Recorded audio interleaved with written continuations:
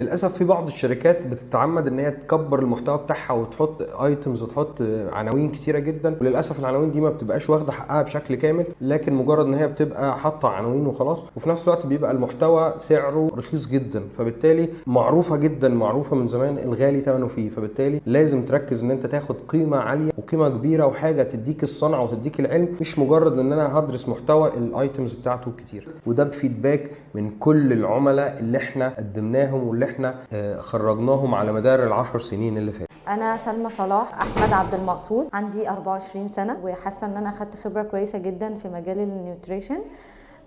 كل حاجة بندرسها أنا حاسة إن أنا محتاجاها، ومبسوطة جدا بمجال التغذية عموما، في التغذية العامة والتغذية العلاجية، ودرسنا كمان ازاي اطبق ان انا اعمل دايت لكل شخص، وادرس الاسترس الموجود عنده،